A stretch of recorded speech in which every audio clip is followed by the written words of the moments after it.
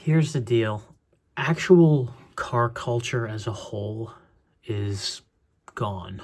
You go to a car meet, you go to a racetrack, you go to a Cars and Coffee, you go to anything. It's just not the same anymore. I remember the last time I went to a car meet. First of all, everyone at a car meet only has one of five cars, or five of five cars, because apparently those are the only cars that exist. They have Volkswagen Golfs, BMW M3s, they have Audis, Mercedes, and, maybe if someone's feeling, extra, fruity, they'll have a Passat or something. That seems to be, or no, actually no, a Subaru. So never mind, a Subaru WRX. And the reality is because those are the big trendy cars. Those are the cars that everybody wants, and they're pretty good cars. I'm not gonna lie, that's why everyone wants them. But when I go to a car meet and it's supposed to be all these different types of cars, and I just see a sea of Subarus that are all rally blue with gold wheels on them, and they all have Cobb access ports on them. I'm just like,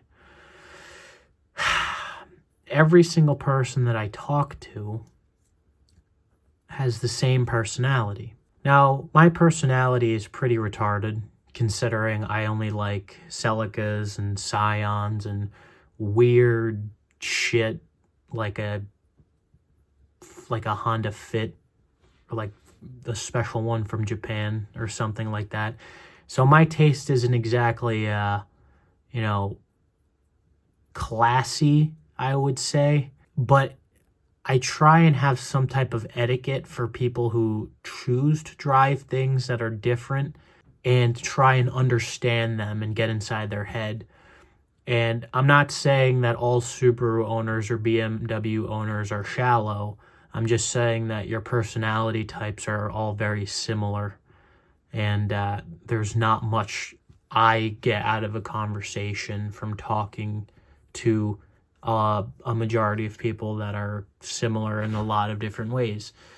Most of the reasonings for why they own those cars are they're all the same. It's just because they're trendy online, and WRX equals cool, and BMW equals money, and that like everyone's obsessed with the Middle East car scene in Dubai, and they all have M3s for some reason. So it's like kind of like a trend, like money. I got that big bang, big dollar money bags, Mr. Money Bags. So, and that's the only kind of cars I see at the racetrack too. There's no flavor. There's no passion. Last time I went to a car meet, it was a Cars and Coffee, and ironically, it was in Newport, Rhode Island, and I went, and surprisingly, Jay Leno was there. I didn't get to meet Jay Leno, but he was walking around all the more expensive cars, people had like the Aston Martins and stuff, and the classy, more old school kind of cool cars. So obviously he wasn't going to come up and talk to me about my piece of shit. But for the rest of the people that were there, the typical BMWs and WRXs and whatever. And I remember there was one guy who was driving a 1988 or an 89 Toyota MR2 Mark I. And I went up to him, and me and him kind of just did that moment where you make eye contact. And I go, yeah. And he's kind of just like, yeah. And right there, a conversation was started.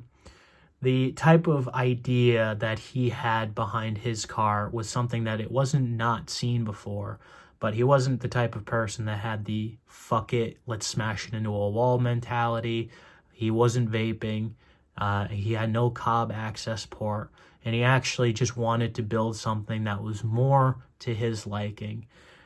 It was a very simple build, but it was very nice and tasteful, and I could see where passion was put in, and where he wanted to work on some things. It was the OEM blue. He wanted to keep it almost not grandma-esque, but keep it nice. It was the blue interior model. He kept the factory wheels, but he wanted to learn how to drive and race cars. So he didn't want to completely molest the car, start cutting the fenders and putting wide body kits on it and an engine that revs to 20,000 RPM. He kept it tame. He only made the engine make around like 170 something horsepower. It was a JDM 4AG with, I think it was different cams and different certain like a 30 millimeter ITB setup, and lined up the bottom end, and it revved to like 8,500, 9,000 RPMs. It was a good engine. He put some decent tires on it. He didn't put coilovers on it, but he put like a stiffer strut body, valving, and some nice lowering springs. The car was like tasteful. It was well done. He drove the car on the track because he wanted to learn how to drive, and he just didn't want to be that asshole that just bigger this and bigger that, and bigger means faster, and let's just put a big wing on it and cut everything and straight pipe it. And it was very tasteful, and it was very done as he was explaining to me the process. Now that's well and great. He was the only person there doing that. Everybody else's hood underneath looked exactly the same, and the modifications were the same. Everyone's running the same turbo. Everyone's got the same cob. Everyone's got the same downpipe. Everyone's got the same wheels, the same color. Like, it is so boring and so bland. Like, there's nothing to talk about. I would have more respect if someone brought their 2002 Geo Prism and did something with it, even if it was like an automatic. Just something that has some spice to it, some flavor. Like, can anybody come up with anything rather than just buying catalog shit and just be creative? Like, I personally, to me, I think cars are about being creative, being expressive, and expressing yourself. And what I see when I see all of these same similar types of people is that you're really shallow. And I think that, and it's not that they're shallow in the sense of like they're just bad people, but in the sense of like not everybody's creative. You don't need to have the 90s, chrome wheels and crazy body kits to stylize your design. But the modern day design is really boring and bland. Nobody's modifying anything, and whatever is being modified is things that is just like, well, yeah, it's almost, what I think a lot of it is? I think social media gives us exactly what we need to know on how to build particular cars. So everyone just keeps buying the same thing and doing the same thing. And this is the desired result. It's like if you do A and B and it equals C, and that's what everybody does. Oh, you got to run this tire and this tire. Like, it's almost like nobody's figuring it out for themselves. And I remember when I had my Mustang, which I'm sad that I got rid of, but also happy at the same time. I was test fitting all different types of styles of wheels, trying to have some type of an idea or how I wanted the car to look in the future. And because I feel like the Mustang, especially a New Edge, is like a really good platform, and you can do so many different things with it. It's crazy, and I'm thinking about what I want to do for the future of it and blah, blah, blah. And then unfortunately I had to get rid of it. But it's like, there's something there. I remember in 2010, maybe like around 2012, the cars that I would see as a kid, or I guess at that point, maybe an earlier teenager, or like to 2014, they were not over the top, but they were still tasteful. I remember everyone kind of, when they had a color scheme, they kept to it, but they were doing like clean builds, like very stylized wheels and tire setups. Nobody was, the fucking send it mentality. No one was throwing their shit into walls.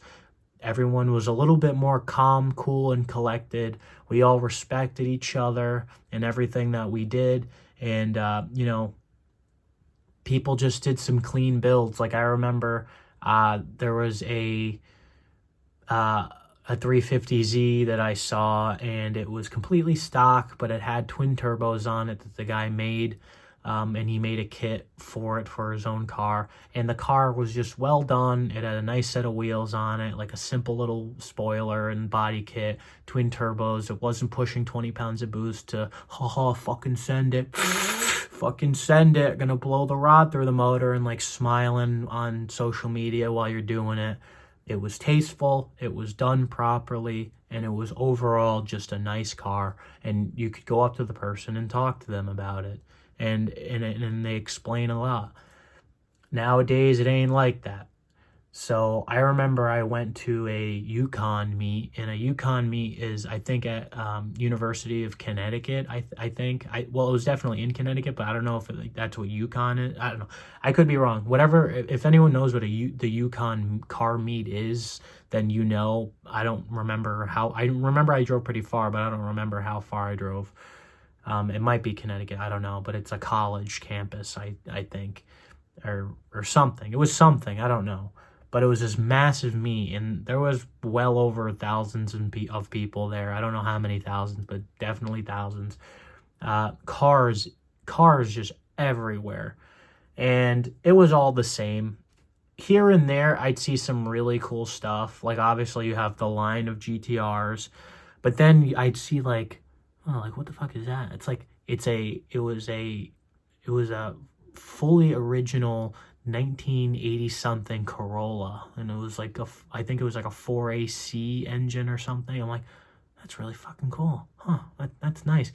Another one was like an 82 Fiesta or Festiva or something, and it was like this semi streetcar track car build, and it was like super clean. I'm like, wow, that's pretty cool too.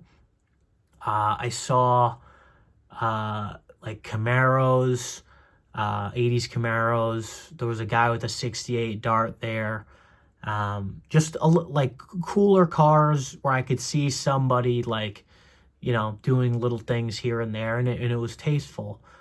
And then nobody gave a shit about any of them.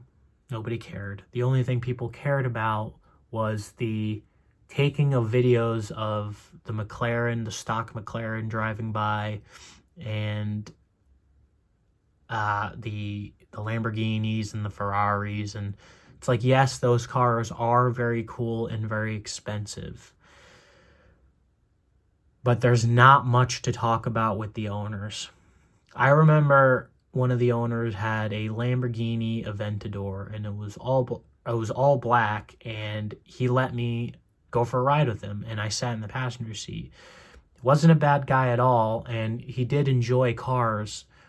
But the type of people like that you talk to, they weren't very technical. They couldn't talk to you about different types of engines, or, hey, what's the engine in this car, or, you know, what are the specifications on this? Like, the only thing they could tell you is how fast they've gone in it and what the maintenance will cost. But other than that, like, specification wise, it's like, you can like cars and appreciate cars in that way. There's nothing wrong with that, and I don't think anything's wrong with that. For people like me that like to talk about cars on more of a deeper level of maybe understanding, there's not a whole lot of people out there that I have ever seen at any of these meets that you can actually do that with. Very rare. It is very rare. Even at the racetrack, people are a little uppity. Well, they're actually very uppity, when in reality, we're just a bunch of nerds that are geeking out about, tire sizes or whatever. And everyone acts like, I got my BMW and I'm at the racetrack. Not much to talk about there. The people that I do end up having conversations with are the people that are ironically in the same position that I am in, and who have to drive. Whenever I see someone with a different style of car, I automatically assume that me and that person are going to get along, because I go up to that person and we just start talking back and forth about our car specifications. I remember one time I went up to a guy in a Golf GTI. It was really fast, wide body, made like 450 horsepower on ethanol. And I guess he was classed wrong, and I was trying to keep up with him in my Celica. And I was like, yeah, dude, your car is awesome. Like, what do you got for tires? Says the size, and then kind of turns around and then ignores me. I'm like, yeah. Hey, is that a custom body kit, or did you buy it? I bought it. Okay. And then he said, hey, I'm like, yeah, your car's a GT4, right? I said, no, it's just a GT model. And then I get a O. And not like an O, it's like, oh, like, oh. And I'm just like, well, hey, man, see you later. I wish you luck. And to be honest, I'm just like, really? I walk away from situations like that, and I'm just like, really? Is this kind of really what we're doing right now? It's kind of a shame.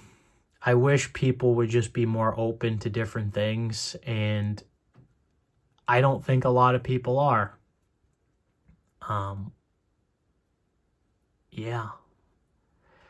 I remember there was another car meet place that was called, it's called Low Life Meats in Rhode Island. The name of the car club or meet organization or whoever the hell runs it, these people are just all on drugs, and it's not family friendly, even though they say it's family friendly.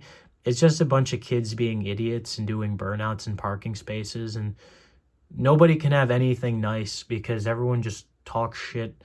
There's either the guy that has an all blacked out GTR and everyone's like fucking ogling, like, whoa, it's a GTR. Oh my God. I've seen like 4,000 of them on the internet, and it's like just stock with a tune, but it's like the kid just saved up for it with all of his money. Or you have like the guy with the 2002 Pontiac Bonneville with this V6 with the 2 fork motor mounts in the front that are blown out, so the engine, like, I remember I talked to a guy who's like, yeah, I don't know what kind of drugs he was on, but he had I think it was a Bonneville, or it was like an Impala or something, and it has, how the Chevys have the 2 fork motor mounts in the front, so when the motor mounts blew out, he thought it was funny, so he just kept purposely torque revving his engine back and forth, and it literally was like flopping out of the car, and he's like, ho ho ho, and I'm just like, cool. And then I had a lot of Hispanic people coming up to me, because at the time I had a Celica, and I guess Hispanic people love Celicas, and I actually had some good conversations with them. Half of them were just got out of jail. Surprisingly, I had a better conversation with them. But the whole idea of, like, the name of the car meet is called, like, I'm all about the whole meme culture and stuff, and, the vibes, bro. But the whole idea of naming your car meet organization Low Lifes, are you expecting to grab the attention of people that are going to respect your rules? Like, I kind of don't feel bad when you have the idiot people who just do burnouts and donuts, and the cops have to remove the whole meat, and then they get pissed off like, oh. It's like the name of your meat is called Low Lifes, and people just come in with their, you're just putting a post out there on Facebook of low lives, showing up to your car meet, just trashing the place, and everyone's just smoking weed. And it's like, I don't even have anything against smoking weed. But then you go out there and say it's family friendly. It's like, smoking weed, you want to smoke weed with your buddies? It's like, all right, cool. I don't care. But like, everybody's doing it. Nobody's talking to each other about their cars. Everyone's just smoking dope, doing burnouts, and getting the cops called and having the whole thing just gone away. What happened to when people line their cars up and pop their hoods and we're like, oh, that's cool. Yeah, I like what this guy did here. Nobody's fucking doing that. It's just people are shallow. The cars culture has changed as a whole. And it's kind of sad because, like, the whole thing that used to make cars important for me was being able to have different types of people with a creative vision. And I kind of liked having a conversation with people about their creative vision. And when I go to the racetrack, I don't see anything. Like, people are just there to drive and have fun. I understand that. And I think that they're doing it in the best cars possible. You know, Mini Coopers, Audis, Volkswagen, Golfs, Mercedes, maybe not Mercedes, but BMW. They're really good track cars, like extremely good track cars. But there's only so much that I think either there's so many people that are like that it pushes out people that think like me, or there's not enough people like me that go out there and show their project. Like, I had a conversation with the guy who had a Civic hatch, an EK. And I remember before, EKs on the racetrack used to be like the only thing there. EKs, Integras, I mean, they still are. There's a lot of them there. But now it's just, everything has changed. They're like, these people are just gone. And almost like taking an EK on the track now is almost like, dude, that's crazy cool. That's an EK hatch. And it's like, yeah. What are you talking about? These things are here for a while, and it's almost like they're rare now. But I remember this kid that I talked to, he had like stock 14-inch steel wheels on it. And like, it's like, yeah, it's my first time, you know, just trying to enjoy it. I got sideswiped in the thing, so it's kind of a piece of shit. And it was a stock D series. I'm like, dude, great, fucking drive it up. He had like 185 tread width on it. And I'm like, dude, just go have some fucking fun. And he was like, wasn't going as super fast, and he was just having fun. I could talk to him about his car, and there was like a mutual understanding there. Because that's the type of mentality that people driving those cars bring to the table. Everybody else doesn't really think like that. And I don't think they want to.